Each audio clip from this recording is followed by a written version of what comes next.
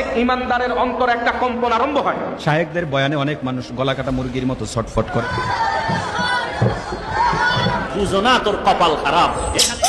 ধর্মের নামে এসব ভণ্ডামির প্রধান কার্যালয় চরমনাইর দরবার শরীফ। বাংলার জিন্দা শাহজালাল আল্লামা মুফতি ফয়জুল করিম শাইখে চরমনাই। চরমনাই দরবারের দায়িত্বে থাকা প্রধান দুই ভণ্ড হলেন ফয়জুল করিম ফজু আর রেজাউল করিম রেজু।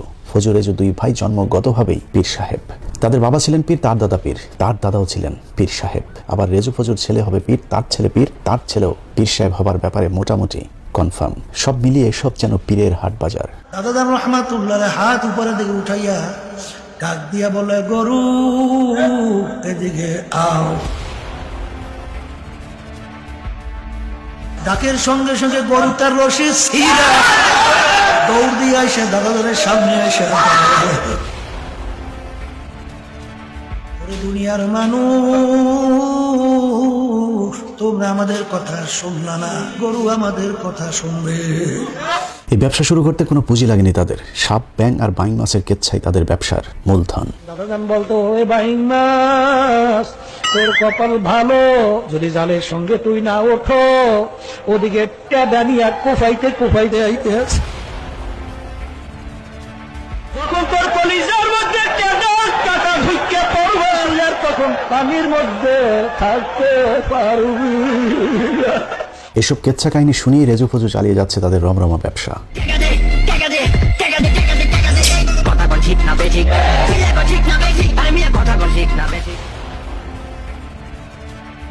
ও আমার দুনিয়াদার বাবারা চরমনাইতে আসছে, বাবারের নৈরাশ হইয়েন না। প্রতি বছর কথিত ওরসে তোলার বস্তায় বস্তায় টাকা পয়সা দিয়ে দুনিয়াতে সুখ স্বাচ্ছন্দ্যে জীবন কাটানোর পর আখেরাতেও নাকি তাদের জন্য বেহেশত একদম ফ্রি। আমি স্বপ্নে দেখতেছি কিয়ামতের মাঠ কায়েম হয়ে গেছে, সমস্ত মানুষগুলো কিয়ামতের ময়দানে উঠছে।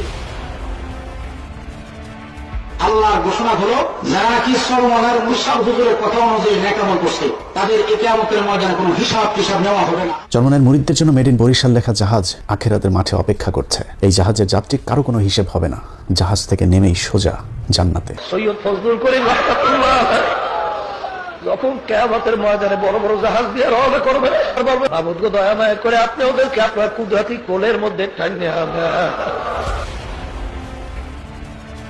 কিয়ামতের ময়দান হবে তামার ময়দান। এরকম তামার ময়দানে জাহাজ চলবে কোন কায়দায় বলেন? কোরআন সুন্নাহর কোনো জায়গায় খুঁজে পাই না যে আখিরাতে জাহাজের কোনো প্রচলন থাকবে বা জাহাজ নিয়ে বা কোনো বাহন নিয়ে কেউ উপস্থিত হতে পারবে। অতএব এই মন্তব্য সম্পূর্ণ মন গড়া, সম্পূর্ণ বানোয়াট এবং ভিত্তিহীন। আবার দেখবেন চরমনাইয়ের বিরুদ্ধে একদল মানুষ জাহাজের উদাহরণ দিয়েছে, জাহাজ বাবা হয়ে গেছে। কত বড় জাহেল, মূর্খতার কত চরমে চলে গেছে। কিয়ামতের দিনের আগে কবরের আযাব মাপ পাওয়া নিনজা টেকনিকও জানা আছে জাহাজ পীর চরমনাইয়ের কাছে। আমাকে সুয়াল করতে না পারে, আমি এমন ভাবে আমার মাওলাকে ডাকবো যেন তারা প্রশ্ন করতে সুযোগ না পায়। মাওলাকে ডাকতে এসেছে, সুযোগ না পায়। আল্লাহ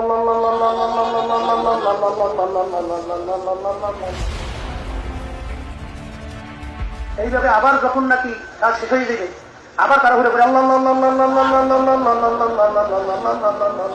আখিরাতে ফাঁকি দেওয়ার আশায় থাকা চরমনাই ভণ্ড পীর সাহেবের দুনিয়ার জীবনও ধান্দাবাজিতে ভরপুর। মিথ্যা প্রতারণা, অন্যের বউ ভাগিয়ে নেওয়ার জমি দখল থেকে শুরু করে এমন কোনো অপরাধ নেই দুই কথিত পীর আর তার অনুসারীরা করছে না। যারা সারা ওয়ার্ল্ডের মানুষ আজকে শ্রদ্ধা করে লঙ্গি পরা পীর।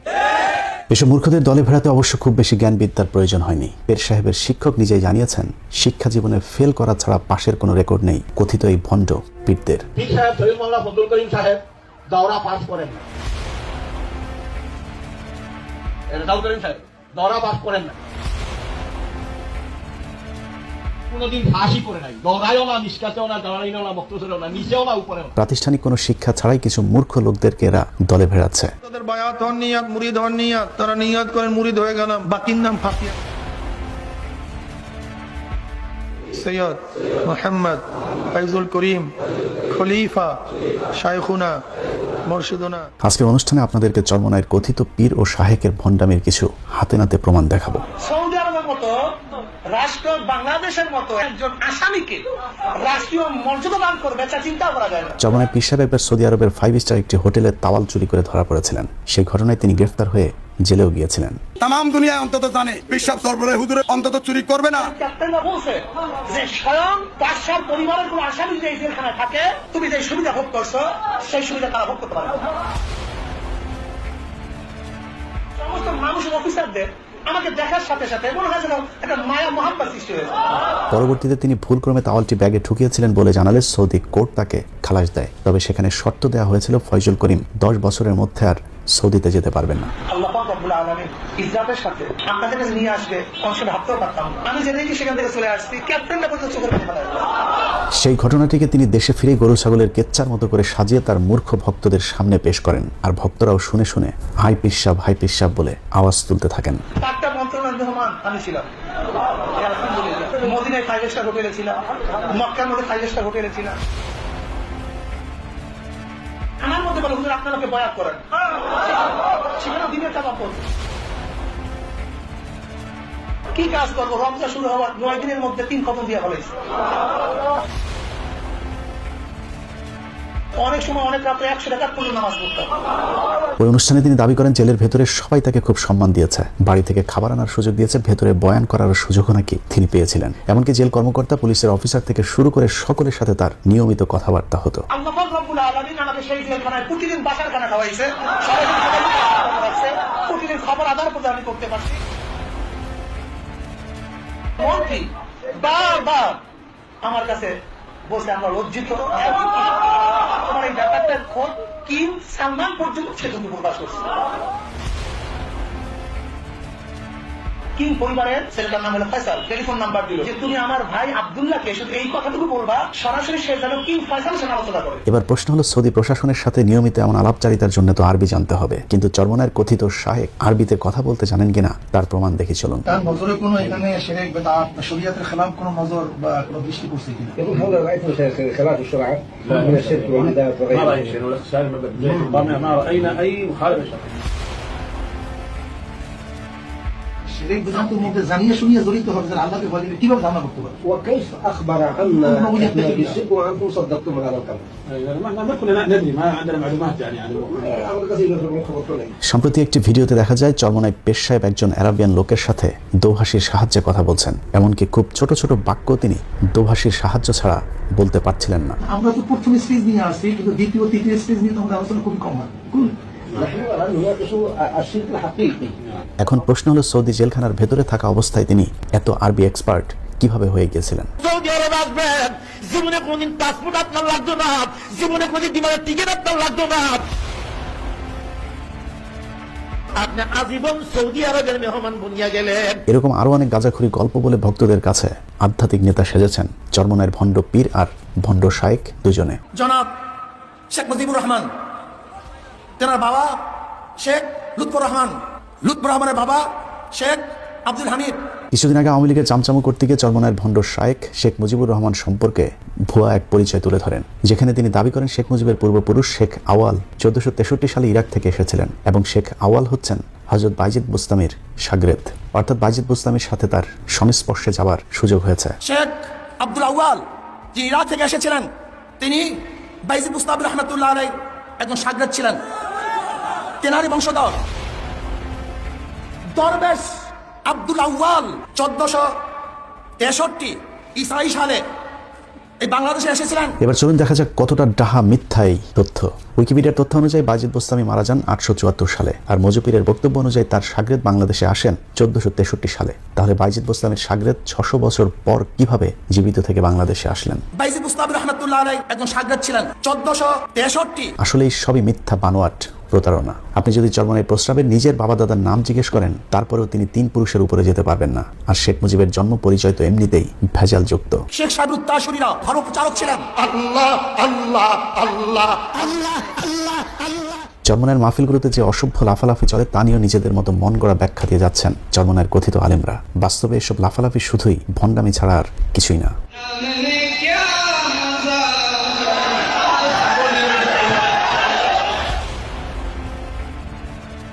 পাহাড় তো পায় না, বাসে ওঠে, পাহাড় পেলে পাহাড়ে উঠতে।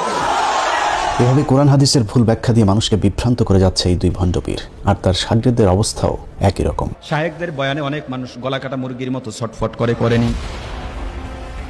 মাওলার নামের জিকির শুনলে তাদের অন্তরে একটা মোহাব্বতের ভাব চলে আসে। জাহান্নামের আযাবের জ্ঞান যখন ভিতরে ঢুকিয়া যায় তখন বান্দার শরীরের মধ্যে জালজালা শুরু হয়ে যায়। চিৎকার চেঁচামেচি করে লাফালাফি করে জিকির করা যাবে? লাফায় কেন চরমনাই উজানি টের পাইছো? যিনি জিকির পরিচালনা করতেছেন ওনার ঘাড়ে ওঠা যাবে। আহাম্মক মূর্খ! ভণ্ডামি করে কোটি কোটি টাকার মালিক হয়ে ভণ্ডদের এখন ক্ষমতা লাভের স্বাদ জেগেছে। একসময় নির্বাচন হারাম ফতোয়া দেয়া এসব ভণ্ডরা এখন নারীদেরকেও ভোটের মাঠে নামিয়েছে ভোটারদেরকে আকৃষ্ট করতে। নগরীর পিতা হবার ধান্দায় বরিশালের অলিগলি চষে বেড়াচ্ছে এসব জাহাজ পীরের মুরিদেরা। ইয়া নবী আল্লাহ, এখন আমরা কি করব? আল্লাহ নবী বলতেন, যা তোরা সবাই শেখ হাসিনার পক্ষে। হাত পাকাপুর থেকে মেয়র প্রার্থী।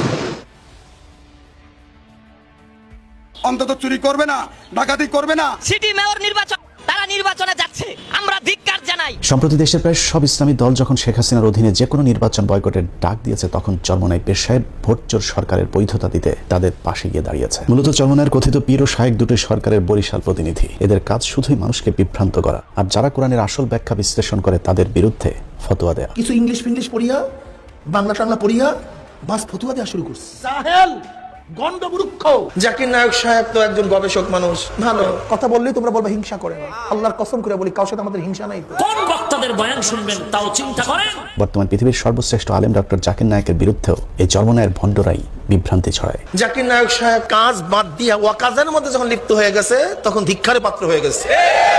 ডক্টর জাকির নায়কের বিরুদ্ধে তাদের এই ফতোয়াবাজির কারণ একটাই, তা হলো তাদের বেদাতি ব্যবসায় ঘাটতি। স্বার্থের প্রশ্নে এরা নিজের ভাইকেও ছাড় দেয় না। ক্ষমতা দেখিয়ে নিজের অন্য ভাইদের জমি দখল করে নিয়েছে রেজু ফজু দুই পীর সাহেব। ৩৩ জনের বিরুদ্ধে মামলা ও চরমনাই পীর সাহেবের বিরুদ্ধে সম্পত্তি আত্মসাতের মামলা শিরোনামে সংবাদ প্রকাশিত হয়েছে, যা আমাদের দৃষ্টিগোচর হয়েছে। যদি পেয়েও থাকে, সেই জায়গা পাওয়া নেওয়া দেওয়ার জায়গা তো প্রিন্ট মিডিয়া না, সোশ্যাল মিডিয়া না। যাদেরকে গরু, ছাগল, কুকুর, বাঘ আর জাহাজের গল্প শুনিয়ে বস্তা ভর্তি টাকা কামানো হচ্ছে, তাদের বিপদেও কখনোই কাজে আসে না সারাক্ষণ দান খয়রাতের কথা বলে মানুষের পকেট কর্তনকারী পীর সাহেবেরা। চরমনাইতে আসছে, বাবারে নৈরাশ হইয়েন না। গত বছর একটা রিপোর্টে দেখলাম, এক মাহফিলে তার ৩ কোটি টাকা কালেকশন হয়েছে। হয় না? তো এত কোটি টাকা কই যায়? মার্কেট করে। আমি কয়েকদিন আগে রাজনীতি ঈশ্বরের সঙ্গে সামনাসামনি কথা বলছি, ভাই আমি যেটা করতে পারি আমাকে সহযোগিতা দিয়ে 1 টাকাও দেয় না আপনাকে, রেজাল্ট করি। নিজের আপন ব্যয়ের সাথে প্রতারণা করেছে চরমনাইয়ের প্রস্রাব ফয়জুল করিম ফজু পীর। আপনার মেহমান কতজন আসবে সেটা বলেন, আপনি দাওয়াত দেবেন, তবে আপনার যতজন খুশি ততজন দাওয়াত দিতে পারেন। একটা জিনিস মনে রাখেন, আমি থাকি আমেরিকাতে, আমি পার্টি দিয়ে করব। কিছুদিন আগে বেশ ভাইরাল হওয়া একটি ছবিতে দেখা গিয়েছিল বিএনপি আওয়ামী লীগের কেন্দ্রীয় সব নেতাদের সাথে চরমনাই নেতাদের একটি গেট টুগেদার। মূল ব্যাপারটা হলো যে যখনই ফাঁদে পড়ে তখন সে অন্য কাউর থেকে উত্তরণের চেষ্টা করে। চরমনাইয়ের কথিত শাহেক ফজুর ব্যয়ের অভিযোগ, নিজের টাকা বাঁচাতে কৌশলে ব্যয়ের ঘাড়ে চাপিয়ে দিয়েছিলেন সেই অনুষ্ঠানের খরচের বোঝা, আর ফায়দা লুটেছেন ভণ্ডপীর ফয়জুল করিম। সবচেয়ে খারাপ লাগছে সেটা হলো সম্পূর্ণ পয়সা করি আমি দিছি, কিন্তু নামটা হয়েছে আমার বেয়ার, যে সে এই প্রোগ্রামটা করছে। এভাবেই সারা দেশের মানুষের সাথে প্রতারণা করে যাচ্ছে চরমনাইয়ের দুই ভণ্ড। চরমনাই বাৎসরিক মাহফিল বিনা ওজনের কামাই দিয়েন না। চরমনাইয়ের ওনার লুবি বেশি, টাকা নগদে নিতে চায়। ওনাদের মাঠে বসে এমন বয়ান দেয়, বয়ানের চড়ে আপনি কাপড় চোপড় খুলে আপনি ওনাদেরকে দিয়ে দেবেন। চরমনাইয়ের পীর সাহেব যে ভাওতাবাজি শুরু করছে কদিন ধরে, বাপ দাদারা পীর ছিল, সেখান থেকে তারা খেলামত পেয়ে পীর হয়ে এসেছে। এই যে ভণ্ডামি, জাহেল, জ্ঞানের স্বল্পতা, আমাদের মধ্যে মূর্খতা অনেক বেশি। গুরু ঠাকুর বলছে পর্দা লাগে না, এটাই সঠিক। সারা দেশব্যাপী মানুষ যদি কয় লাগবে, হবে না। আমার গুরু ঠাকুর যা কইছে তাই। যারা বলে জিকিরে লাফায় বাস পায়, এই কথার ধরনেই বোঝা যায় সে উম্মতের সংশোধনের জন্য বলে না, সে বলে হাসাদ হিংসা থেকে। চরমনাইয়ের সমর্থিত ভণ্ডদের মধ্যে অন্যতম হলেন হাফিজুর রহমান কুয়াকাটা ও তার ভাই হাবিবুর রহমান মেজবা। দুজনেই নিজের মুরিদের বউভাগী আলোচনায় এসেছিলেন। এখনো নাকি বোরকা পরা মেয়েদের দেখলেই তাদের যৌবনে ঝাঁকি দেয়। একটা মেয়ে কলেজে যাচ্ছে, বোরকা পরা, হাত মোজা, পাও মোজা সব লাগানো, এরপরও কি আকর্ষণ যুবকের হয় কি হয় না? আমার হয়, তোর হয় না? এত কিছুর পরেও তাদের বিরুদ্ধে কোনো ব্যবস্থা নেয় না সরকার। উল্টো তাদেরকে দিয়ে আগামী নির্বাচনে শেখ হাসিনা আরেকটি পাতানো নির্বাচনের ধান্দা করছে। এই আমানত যে রক্ষা করতে পারবে তার কাছে আমরা যেন আমানত রাখতে পারি। আমাদের শেখ চরমনাই আমাদের নগর পিতা হিসেবে আল্লাহ কবুল করেন। সেই নির্বাচনে 300 আসনে প্রার্থী দেওয়ার পরিকল্পনা রয়েছে চরমনাইয়ের। চরমনাইয়ের কথিত শাহেক বিভিন্ন সময় ভারতের বিরুদ্ধে জ্বালাময়ী ভাষণ দেয়, তারপরেও তাদের বিরুদ্ধে কোনো ব্যবস্থা হয় না, কারণ ভারতীয় গোয়েন্দাদের সাথেও তাদের সম্পর্কটা অনেক পুরাতন, যে কারণে তাদেরকে কখনোই জেল, জুলুম কিংবা নির্যাতন সহ্য করতে হয় না। সবাই জেলে, আমি জেলে না কেন? তাদের প্রশ্নই হলো আমি জেলে না কেন? দলিল কি?